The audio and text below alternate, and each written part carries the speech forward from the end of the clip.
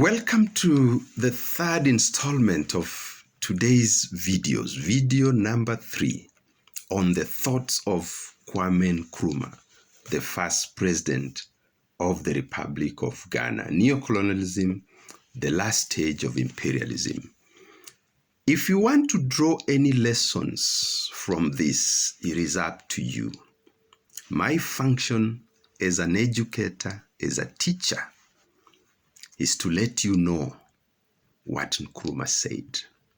You can draw its relevance to today's global political economy, or you can fight with its premises.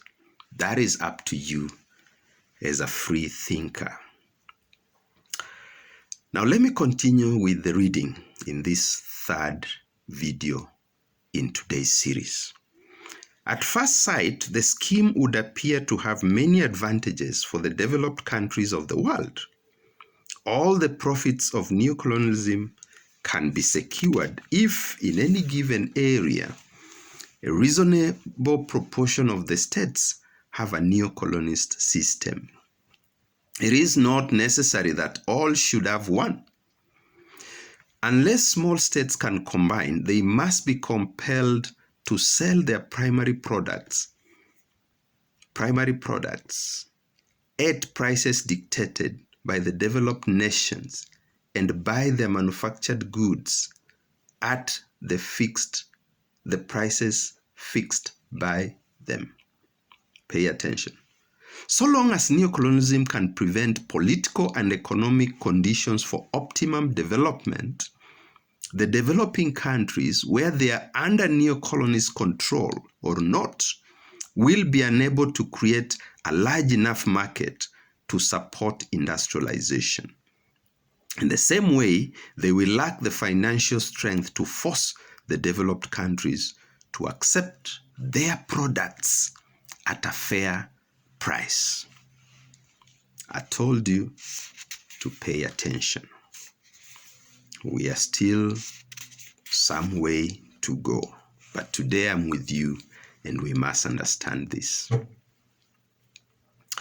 In the neocolonist territories, since the former colonial power has in theory relinquished political control, if the social conditions occasioned by neocolonialism cause a revolt, the local neocolonist government can be sacrificed and another equally subservient one substituted in its place. On the other hand, in any continent where neocolonialism exists on a wide scale, the same social pressures which can produce revolts in neocolonial territories will also affect those states which have refused to accept the system, and therefore neocolonist nations have a ready-made weapon with which they can threaten their opponents if they appear successfully to be challenging the system.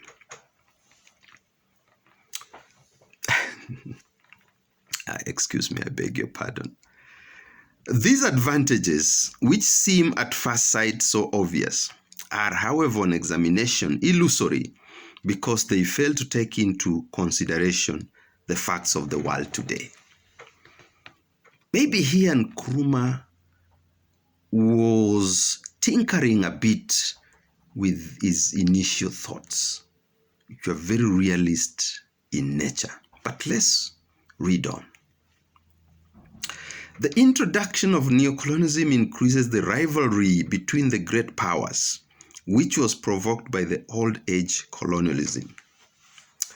However, the little real power the government of a neocolonist state may possess, it must have from the very fact of its nominal independence a certain area of maneuver.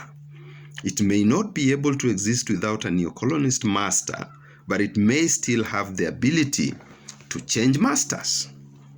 The ideal neocolonist state would be one which was wholly subservient to neocolonist interests, but the existence of the socialist nations make it impossible to enforce the full rigor of the neocolonist system. The existence of socialist states. The existence of an alternative system is in itself a challenge to the neo-colonist regime.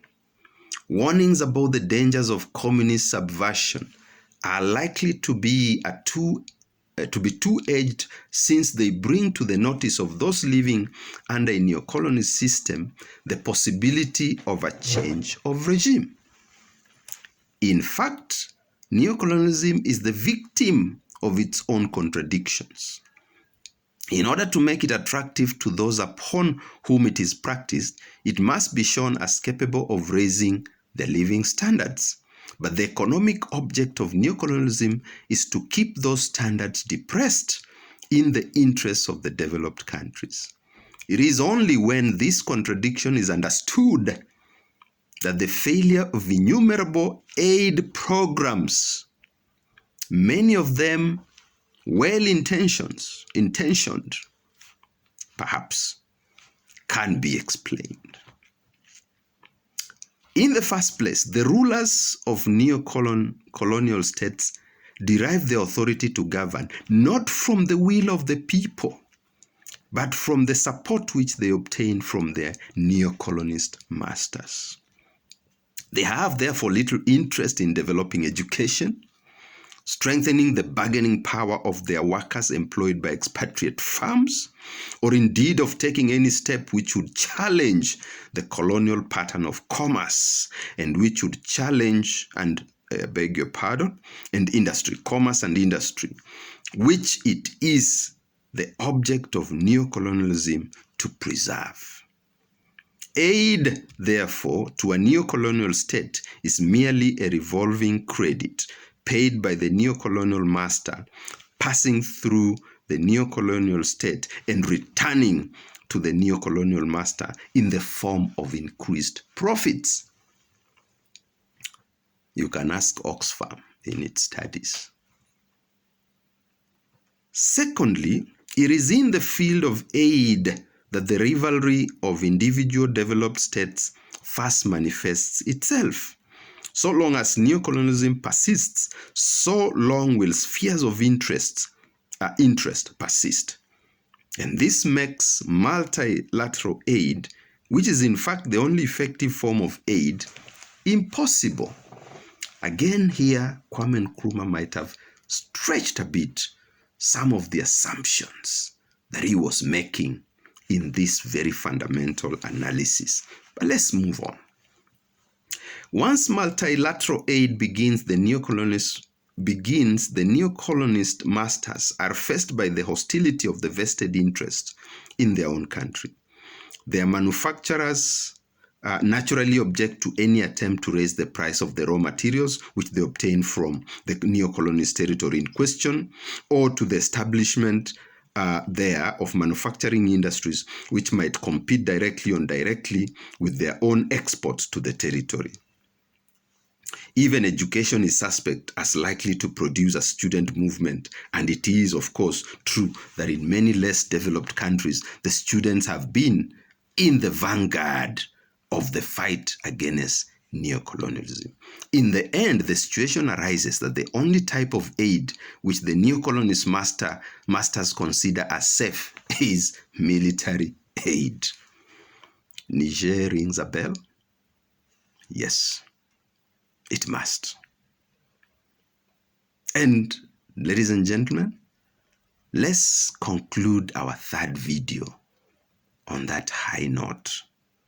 Now, I want you to keep reflecting on the situation in Africa. I want you to keep reflecting on the fate that befell Kwame Nkrumah and other leaders who are thinking of uniting Africa. I want you to keep reflecting on the situation in West Africa, and particularly in Niger, and the current realities that that region faces. As usual here, we encourage you to read. Knowledge is power. Don't let go of this wonderful power. Thank you for listening to me, and let's meet in the fourth video.